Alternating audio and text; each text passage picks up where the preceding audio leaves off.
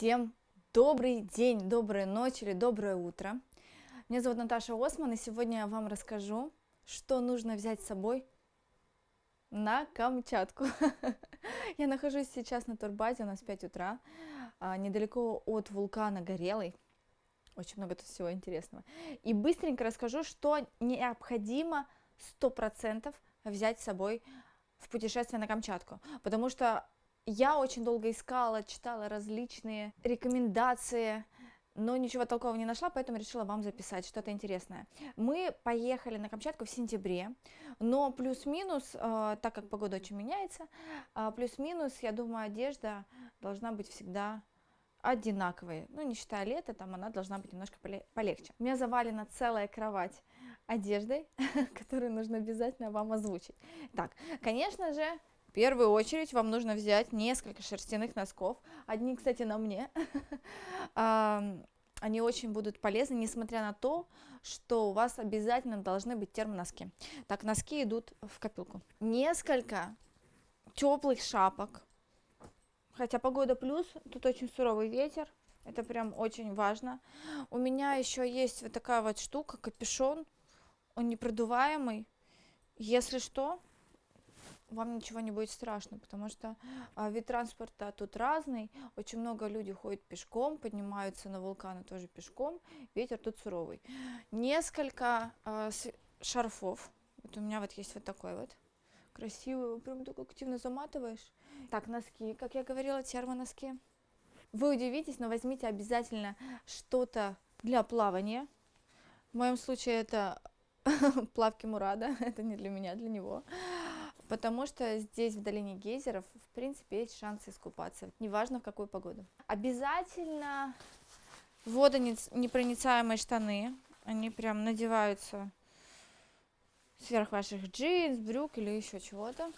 Это 100% нужно в любое время, в любую погоду, потому что тут часто дожди или снег. В моем случае, я вам тоже советую обязательно взять какой-нибудь красивый модный свитер.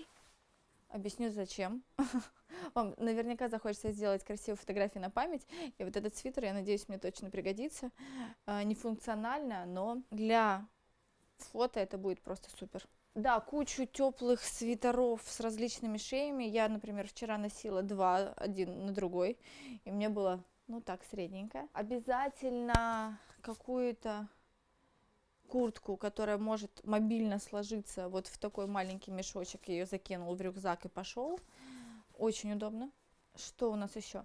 Мы брали с собой рации, потому что, несмотря на то, что у нас есть проводники и гиды, очень легко друг с другом потеряться, очень переменчивая погода, особенно на вулканах, и это помогает связываться друг с другом. Прием. Возьмите с собой побольше зарядок, потому что мы ночевали несколько дней в палатке, и, конечно же, там нет электричества, и вот такие различные зарядки нам очень-очень помогли.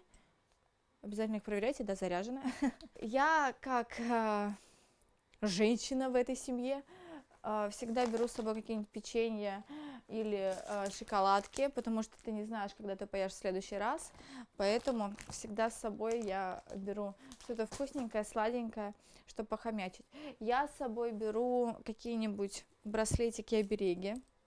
Я знаю, что это больше такое психологическое, но этот браслетик из Перу, к примеру, он путешествует со мной на Камчатке. Солнцезащитные очки. Тут днем бывает очень хорошее солнце. Может быть, не такие фэшн, но в моем случае они очень удобные.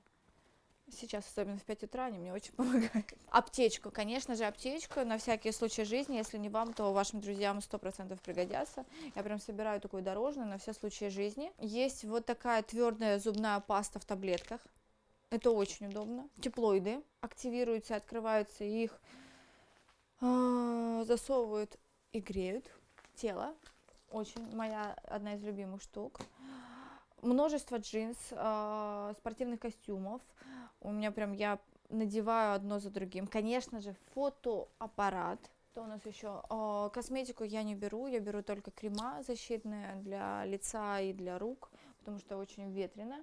Конечно же, ноутбук, какой-нибудь полегче и поудобней, чтобы сразу же скидывать фотографии, смотреть прогнозы погоды, писать красивые тексты друзьям и быть всегда на связи. Ну как я могла забыть? Дождевичок! Желательно, чтобы он был, у меня еще, видите, этикетка на нем. Желательно, чтобы он был поярче, чтобы вас можно было увидеть издалека. Сухой шампунь обязательно, потому что я вот сегодня впервые помылась за несколько дней. До этого он спасал. Трекинговая обувь. Вот она не очень красиво выглядит, но тем не менее она очень спасает. Она теплая достаточно.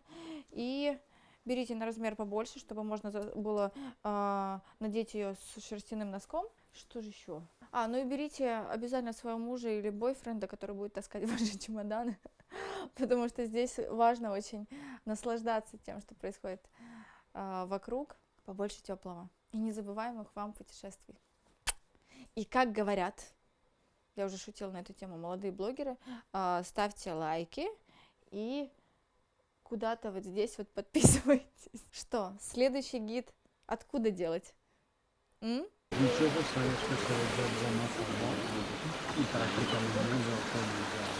comincio in erba també, eh? Sì, informó y algún día. Realmente en perquè m'ha presentat aquí, com hi ha molta palla. També ja sóc, no? Encara que perquè diu que ets un país contingut. Sí, diu que n'hi ha fins al març. És quan hivernen aquests dies. Bueno. O l'agafes amb la màquina o l'agafes.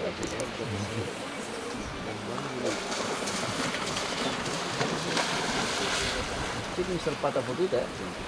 Podem anar a menjar.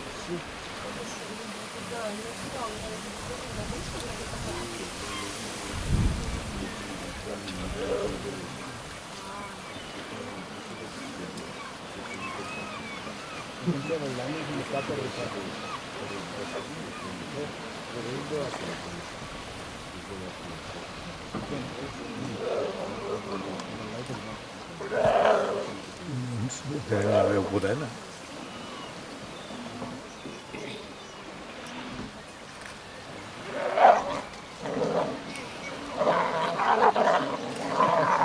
Tan petits que fan. De poten. Però mira, un s'ha quedat molt tard.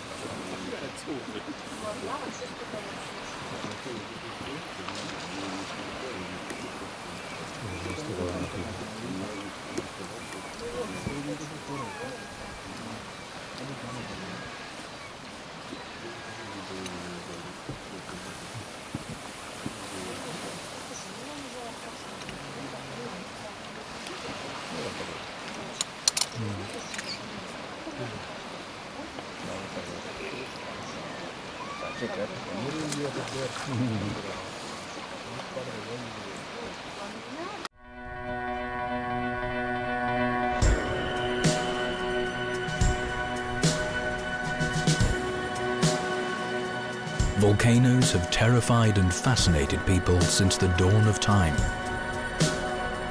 Their eruptions are a beautiful but lethal natural phenomenon.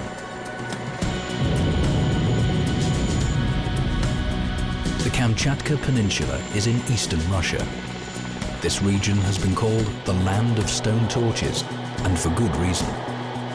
There are few places on the planet where you can see so many different volcanoes. Constantly in turmoil, Kamchatka's landscape continues to be molded with each century of volatile activity under the ground.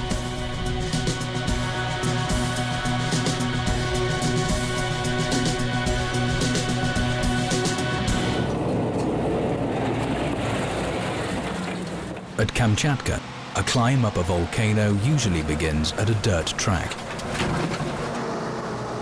This is a military off-road truck fitted with a wagon to transport people. Driver Yevgeny Kaklinch uses it to bring tourists to the foot of the 1,000-year-old Plosky Telbachik volcano several times a month. People only recently started going up from that side. They only used to hunt there before the eruption.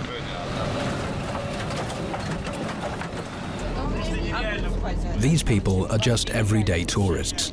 For their travel routes, they chose the places where you don't need special mountaineering skills. They've each made at least one trip to the mountains. but none has ever been near the site of the so-called major fissile eruption of Tolbachik. Many years ago, lava fountains burst from cracks in the ground near the center of the ancient volcano Ploski Telbachik.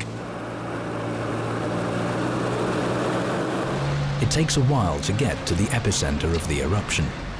The start of the ascent is a 5-hour cross-country drive from the nearest settlement.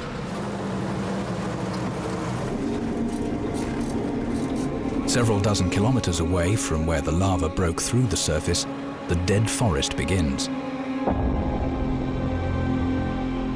White, dry tree trunks dot the black volcanic slag.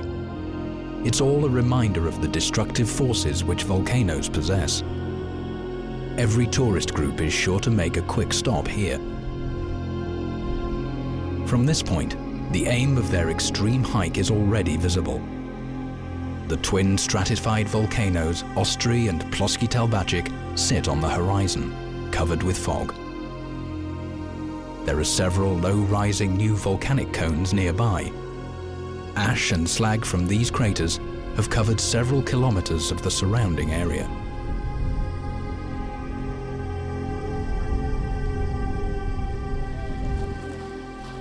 You're looking at the top of a tree. It's actually just a small part of it. This tree is completely buried 20 meters down, just like all the others. Few know about it, but the depth of slag, which is the rock that we are standing on, can be up to 60 meters. A bit to the left, we can see a normal tree that hasn't been buried under so much slag.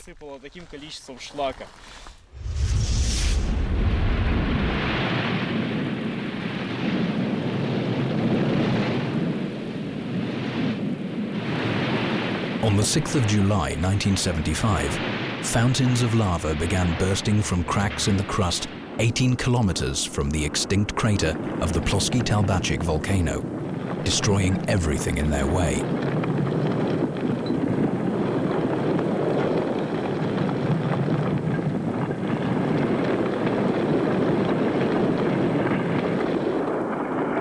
Geophysicist Pavel Tokarev had predicted the exact place, date, and even time of that mighty eruption. Staff at the Kamchatka Institute of Volcanology, the only one in the world at that time, were ready. They even managed to fully research and film it. In this picture, young volcanologist Alexander Avsyanikov is researching the massive eruption of Tolbachik. He was there 2 weeks after the eruption started. The scene was just overwhelming.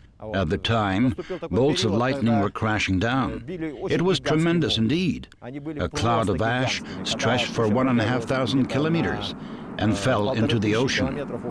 It looked as if the lightning was flying across that cloud and striking into the volcano's cone. Boy, did it make a terrible racket.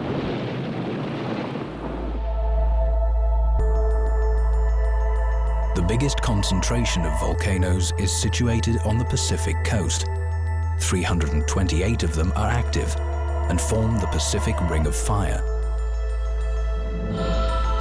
Kamchatka is part of it. There are 29 volcanoes on the eastern coast of the peninsula. This peninsula has many volcanoes, as the subduction zone is located here. The oceanic plate is moving beneath the continental plate and gradually sliding inside. Naturally, the friction causes frequent earthquakes. Large in situ cracks and so-called weakened zones occur, allowing the magma to come up to the surface. The locals call this mud pot sculptor. A zone where one of the Earth's plates slides under another, which is known as subduction, is located deep below the mud pot. The magma melts mountain rocks, forming gas. On its way upwards, it heats water, mixes it with earth, and throws it out in the form of liquid clay. The sculptor is just one of the many fantastical features to be found in one of the world's oldest volcano calderas. It's located in the central part of Kamchatka's eastern volcanic belt. This gigantic crater cauldron is the caldera of the Uzon volcano. About 300,000 years ago, a 3-kilometer-high composite cone used to tower over a place of the present Uzon volcano. This stratovolcano crumbled after a series of powerful eruptions. The earth below the volcano gave under, forming a caldera. The average height of its cliffs is 400 meters, and the diameter is more than 12 kilometers. The Uzon caldera features unusual manifestations of modern volcanic activity. There are hundreds of boiling and bubbling whirlpools and mud pools here, small volcanic cones, hot lakes, and areas with steam, gas, and hot water jets breaking through the ground. All the hot lakes of the Uzon caldera are hostile to any advanced life forms, but they are populated by special types of algae which produce oxygen, making the water's surface bubble. At the same time, they prevent methane and carbon dioxide from the underground waters from breaking the surface and rising into the atmosphere. There are very specific conditions of soil and water here. One can find many types of bacteria with absolutely different structures. This is interesting, of course. Uzon is a specially protected site within the Kronotsky Nature Reserve. Yevgeny Vlasov lives and works here, monitoring the caldera. During the summer, he accompanies excursions to protect tourists from the local bears. The bear trail goes north and reaches Lake Dalnia. This crater, filled with cold, clear water, is known as a maar. This one is about 1 kilometer in diameter. Its inner cliffs are quite steep, so there's barely any shoreline around the lake. Just a narrow black ring of ash, volcanic bombs, or masses of molten rock and scoria. Here's a piece of volcanic glass I found by the lake. It's very sharp. It's just the kind of thing that ancient people used to scrape animal skins with before iron and steel were invented. It's very sharp and very hard. This is a piece of hardened lava. The last time Uzon erupted was 40,000 years ago. This time hasn't been long enough for grass to cover the lava. 40,000 years is an ancient history. This group of tourists is exploring a new chapter in the history of Kamchatka's eruptions. One of their plans is to conquer 2 volcano cones near Ploski Talbachik. The unspoken rules of climbing volcanoes are quite simple. Follow your guide closely. Don't stretch the chain. If you cannot walk any further, everyone else descends along with you. Their aim is to reach the summit of the cone not far from the ancient volcano. We're about to start a difficult descent. Don't walk too far from me, follow in each other's steps. Beware of sharp rocks that may slip from under your feet and cause serious injuries. In some instances, rocks have fallen from the slope above and hit people on the head. On occasion, the injuries have even been fatal. Each cone is about 1,500 meters above sea level. These are the so-called new Talbachik volcanoes. They appeared as a result of the eruption in 1975. Here was one of its 4 epicenters. From one of the cone tops, there's a good view of the crater and broad canals of thick, spurting lava.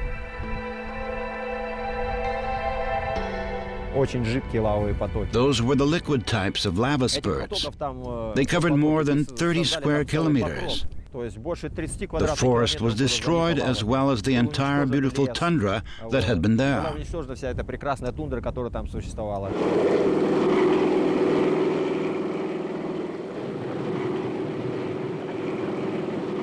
3 weeks after the eruption, one of the cones suddenly threw out a massive amount of lava.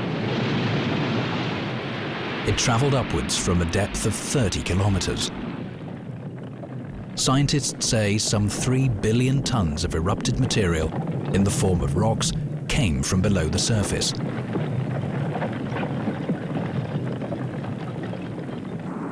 All the while, the molten pieces of lava, known as volcanic bombs, shot out from ruptures. Scientists had to carry out their research in extreme conditions. We were working right below the cones. As we were selecting stones and chopping samples off hot rocks, at times those volcanic bombs would land on us. They were falling from above like cannon shots, and we would look up and end up dodging all over the place to avoid them. Today, years after the eruption, the tallest and widest wall of the volcano's crater is a reminder of what was left since the lava streams broke out. The banks of these thickened rivers are painted in different hues. During the eruption, rocks with a high concentration of copper, sulfur, and other elements appear. Each has a unique color of its own. The top of the cone is very hot. The warmth is still rising from the depths of the earth.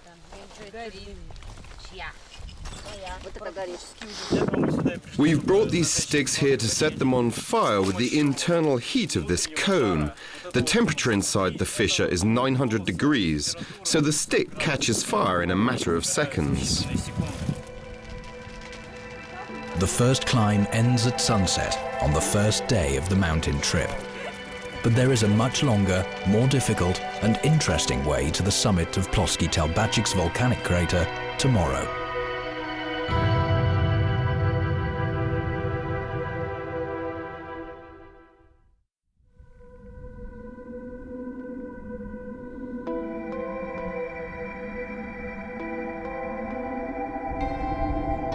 The landscape, which includes the Ostry and Ploski Telbachik volcanoes, looks more like the surface of the moon.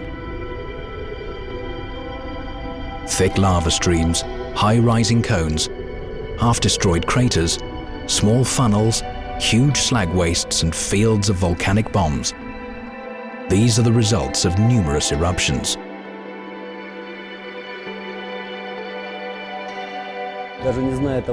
Of course, one can easily imagine that this landscape isn't part of the Earth, even if they don't know what happened on the Moon. At that time, in the mid-1960s, scientists had photos of the lunar surface. Therefore, Kamchatka was chosen as one of the testing areas for the first Soviet-made lunar rover. Perhaps there really wasn't a better place on the planet for testing that equipment. Volcanic slag is almost identical to the hard, sandy surface of the Moon. Just like there, the area has no bogs, forests or grass. But what it does have are numerous hills and hurdles. The first Moon rover, called Lunokhod 1, had 8 wide wheels. Their semi-spherical profile prevented the vehicle from sliding sideways when moving along a hill, and increased its cross-country capacity. The so-called sudden hurdles, made of volcanic bombs, were placed in the way of the Moon rover. The test was successful, and the Lunokhod was sent to the Moon. The Moon rover's test ground provides magnificent views over the 2 volcanoes. The snowy, almost vertical Ostry Telbachik towers 3,682 meters above sea level. Nearby, the adjacent grey edge of Ploski Telbachik can be seen. It sits at a height of 3,080 meters. The path is 15 kilometers long. Anyone who's not sure they can make it follows in the guide's wake during an uphill climb. The way they breathe tells the guide when he needs to slow down. Tourists with the greatest stamina are at the end of the group. Tourists here don't take frequent breathers, so they don't lose their tempo. From a height of 2,000 meters, the panorama of the Great Telbachik fissure eruption comes into view. A chain of volcanic cones stretches to the horizon.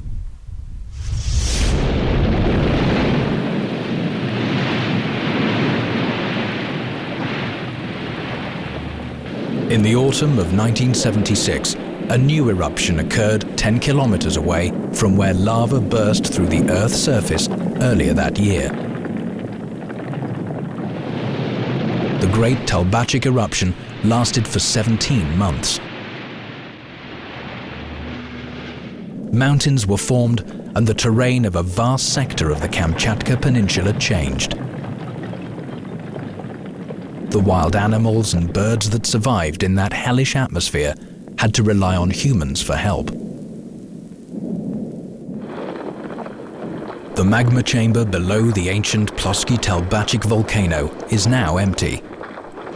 In this picture, it's clear to see its crater filled with a hot lava lake.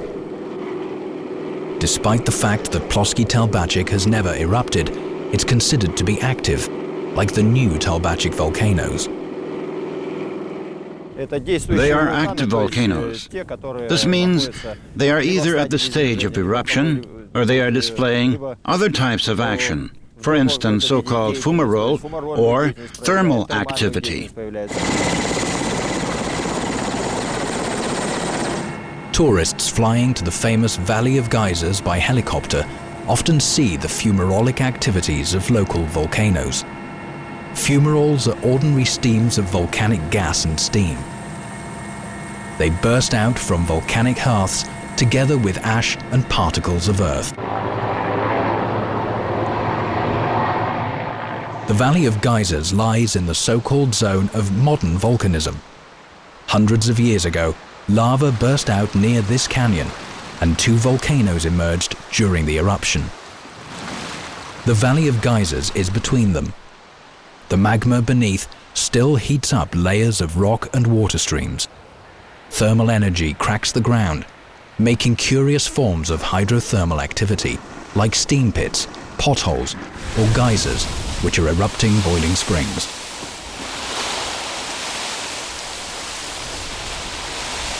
Scientists have defined their activity into 4 stages. Hot boiling water from a water-bearing layer seeps into the geyser channel. It's then filled with boiling water, part of which begins to spill out. The geyser's rising main starts boiling. The steam bursts out. Hot water remains in the channel after the geyser's eruption, while the steam rises to the top.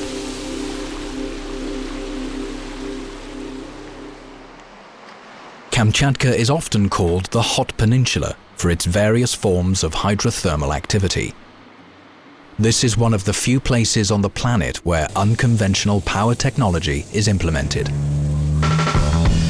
A geothermal power station is located at the foot of the Mutnovsky volcano cone. The ground's natural heat is used for producing electricity. Only 60 specialists man the station. Their job is monitoring its automatic systems around the clock and fixing any malfunctions as soon as they occur. In terms of environment protection, it's a very clean production process. We take steam from below the surface and send a mixture of waste steam and water back into the earth. The hot steam is filtered from water droplets and small rock particles. The hot, dry vapor gushes through at very high speed from the separator into the turbine and spins the rotor blades. This generates an electromagnetic field.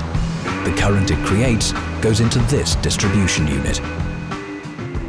After all transformations, this equipment raises the electrical power produced from the geothermal steam energy up to 220 volts. Then it gets transmitted by power lines to consumers in the city. The peninsula's only major city, Petropavlovsk-Kamchatsky, is situated close to 2 volcanoes, Avachinsky and Karasky. It was founded in 1740. Scientists here predict the possibility of an earthquake of 7 or 8 points on the Richter scale with devastating effect. It could be triggered by Avachinsky's sudden eruption. The Avachinsky volcano has passed the stage of forming a caldera. A gigantic explosion occurred on its top some 30,000 years ago. The western part of Petropavlovsk-Kamchatsky stands on deposits left over by the blast on Avachinsky.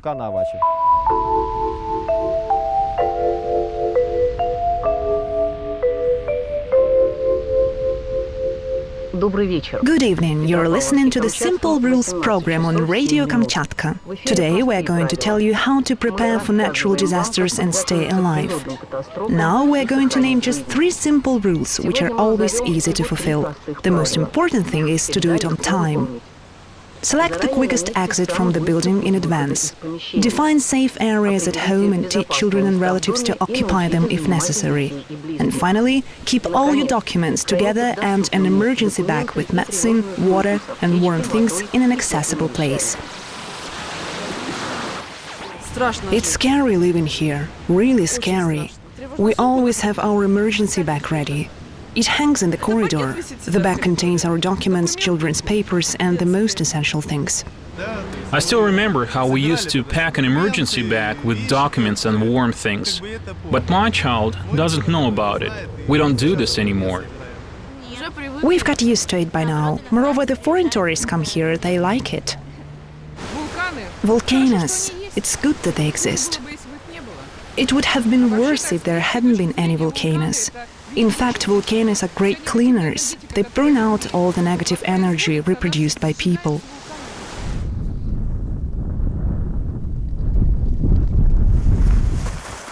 It takes about 5 hours for trained tourists to climb the crater of the Ploski Talbachik volcano. When nearing the summit, you have to walk several kilometers along a steep, sharp range. This is the hardest part of the ascent. But the desire to see the crater drives people to walk onwards and upwards.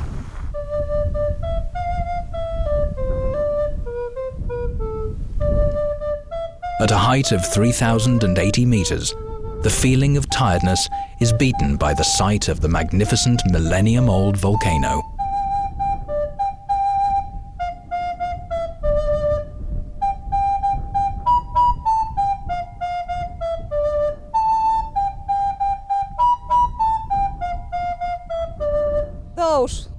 This hot journey was worth it.